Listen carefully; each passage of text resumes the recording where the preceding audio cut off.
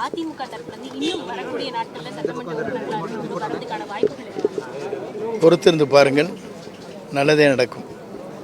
என்ன மாதிரியான கருத்துக்கள் இப்போ பரவிட்டு இருக்கு நீங்க பாத்து இல்லை, என்ன கருத்துக்கள் வெளியே வருகிறார் என்றால், திமுகவும் அண்ணா திமுகவும் ஒரு கூட்டணி அமைத்து முதலமைச்சர் இடத்தை பெற வேண்டும் என்று நோக்குகிற போதுதான் நல்லெண்ணம் உடையவர்கள், அம்மாவுடைய விசுவாசம் உள்ளவர்களாம் இதில் இருப்பது சரியாக இருக்கு என்று முடிவு செய்துதான் சிறந்த ஆட்சி தமிழகத்தில் தரக்கூடிய தமிழக முதலமைச்சர் வெற்றி கழகத்துடைய தலைவர் தளபதி ஒருவரால் தான் முடியும் என்பதை மக்கள் ஏற்றுக்கொண்டிருக்கிறார்கள். ஒவ்வொரு நாளும் அவருடைய திட்டங்கள் அனைத்தும் மக்கள் வியக்கத்தக்க அளவுக்கு இருக்கிறது.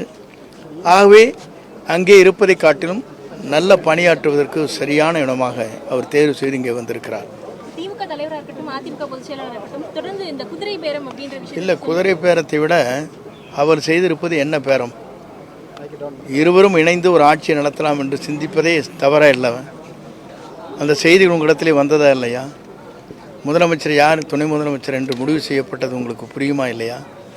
இத்தனையும் செய்துவிட்டு எங்களை பற்றி பேசுவதற்கு இது சரியான நேரம் அல்ல, காலம் சரியான அதற்கான பதிலை தரும்.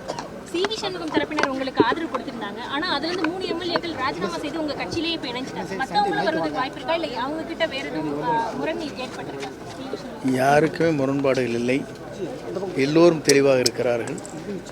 எல்லோரும் தங்களுடைய மனநிலைக்கு ஏற்ப முடிவுகளை மேற்கொள்கிறார்கள்.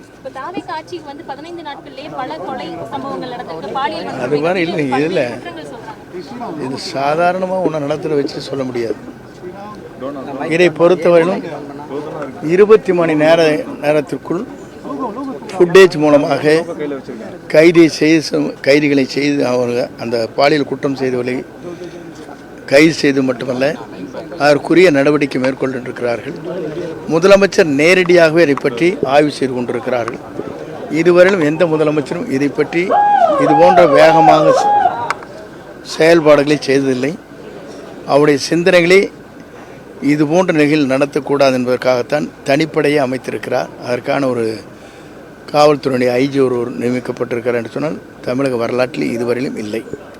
பொறுப்பேற்கும் பொழுதே வெள்ளை அறிக்கை வெளியிடப்படும் அது ஒன்றுமேல் தான் கொடுக்க முடியும். நீங்கள் எவ்வளோ 10 டேஸ் 5 டேஸில் எப்படி வெள்ளை அறிக்கை கொடுக்க முடியும்?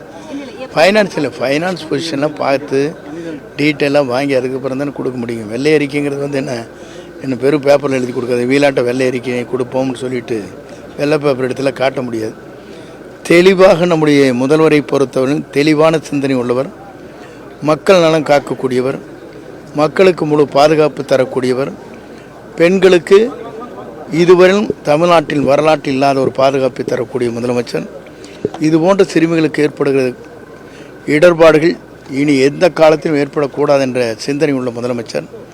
இது தமிழ்நாட்டின் வரலாற்றில் நீங்கள் பார்க்க போகிறீர்கள். இந்த ஆட்சி எவ்வளவு சிறந்த ஆட்சி, மக்கள் ஆட்சி என்பதை நீங்கள் காணப்போகிறீர்கள். முன்னாள் ஆட்சியோட அந்த ஊழல் நடவடிக்கை நம்ம எப்படி அதெல்லாம் இப்போ கேட்டு உங்களுக்கு ஆதரவு தெரிவித்தவங்களாம் ரொம்ப நாள் விமர்சிக்கிறாங்களா, அதெல்லாம் எப்படி பார்க்குறீங்க? யார் ஆதரவு? உங்களுக்கு விசிகா, கம்யூனிஸ்ட் அவங்களாம் ஆதரவு தெரிவிச்சிருக்காங்க. அவங்கள வந்து இல்லை நான் இல்லை, 2ஆம் கட்ட தலைவர் சொல்வது வேறு, கொள்கை ரீதியாக அவர் நிற்கிறார் எங்களோடு இணைந்து, அவ்வளவுதான். இப்போ கொள்கை பிடிப்போடு தான் அங்கே கூட்டணியில் இருந்தார்கள். ஒரு ஆட்சி கொள்கை ரீதியாக நிற்கின்ற ஆட்சிக்கு பக்கவளமாக இருக்கிறார். இது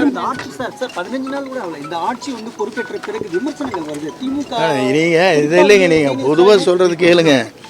நான் ஒன்று கேட்குறேன் அவங்ககிட்ட. 6 மாதம் பொறுத்திருப்போம், அதற்கு பிறகு தான் நான் கேள்வி கேட்போம்னு சொன்னாங்களே, ஏன் இப்போ கேட்குறாங்க?